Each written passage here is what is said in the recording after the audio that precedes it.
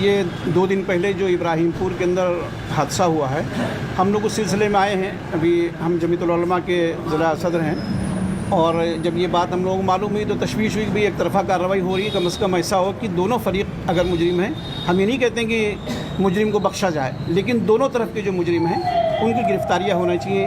अभी तक जो गिरफ़्तारी हुई है वो सिर्फ़ एक फ़िरक़े की तरफ से गिरफ़्तारी हुई है और गिरफ़्तारियाँ एक तरफ से हुई है, FIR सिर्फ एक तरफ से हुई है, दूसरे तरफ की FIR नहीं होने पा रही है, इसलिए कि वो लोग खौफ से अपने घरों को छोड़ के जा चुके हैं। वो थाने भी नहीं पहुंच पा रहे हैं कि थाने जाएं, जाकर के अपनी FIR को दर्ज कराएं।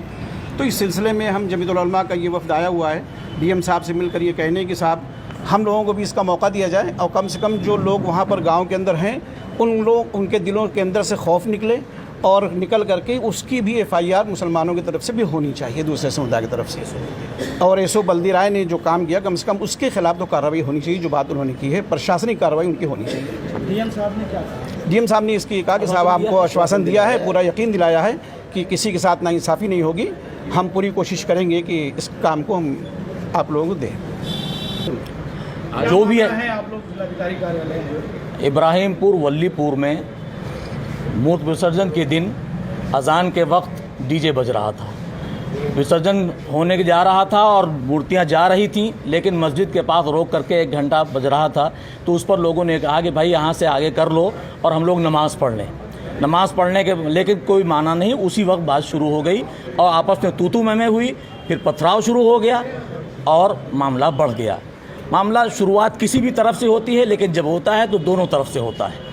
उसके बाद मस्जिद की चटाइयाँ जलाई गई, मस्जिद की टोटियाँ तोड़ी गईं, मदरसे में नुकसान पहुँचाया गया और फिर प्रशासन गया। हम उसकी भर्त्सना करते हैं, प्रशासन ने काम किया और प्रशासन के जाने के बाद बहुत ही मामला पुरसुकून हुआ, सब कुछ हुआ। लेकिन अब जो कार्रवाई हो रही है उसमें 51 लोग जो हैं वो सारे के सारे मुस्लिम हैं। अज्ञात में भी लोगों को लेकर के अरेस्ट किया जा रहा है।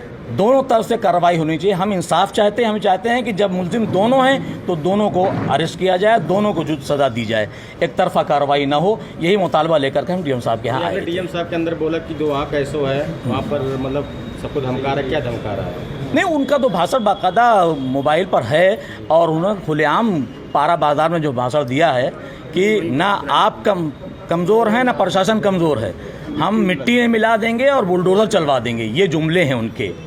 तो ये जुमला प्रशासनिक अधिकारी का नहीं होना चाहिए।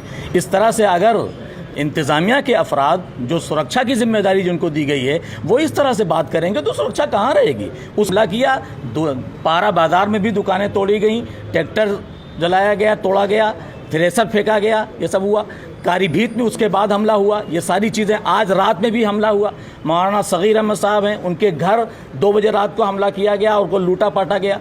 ये सारी चीज़ें हो रही। तो आखिर ये बंद होना चाहिए कि कैसे होगा। इस तरह से ज़िले को दाग लग रहा है, कभी ज़िले में हमारे ऐसा नहीं हुआ था। हमको इस बात का एहसास है। कहा जाता हमारे हिंदू मुस्लिम में एकता है, बिल्कुल एकता है, बिल्कुल एकता है। लेकिन अब ये एकता चंद लोगों ने बिगाड़ कर रख दिया, इस तरीके से हो गया। वरना यही हमने तो ये कहा कि भाई ठीक है, DJ की बात थी।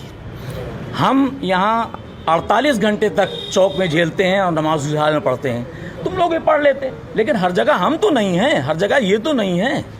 कोई भी है, किसी के दिमाग में आ सकता है कि भाई क्यों हो रहा है ऐसा। तो दूसरों की भावनाओं का भी ख्याल रखना चाहिए, दूसरों के मजहबी त्योहारों का भी ख्याल रखना चाहिए। उनको रख करके अगर किया जाए तो कोई गलती नहीं होगी। DM साहब से आप लोग DM साहब ने क्या कहा?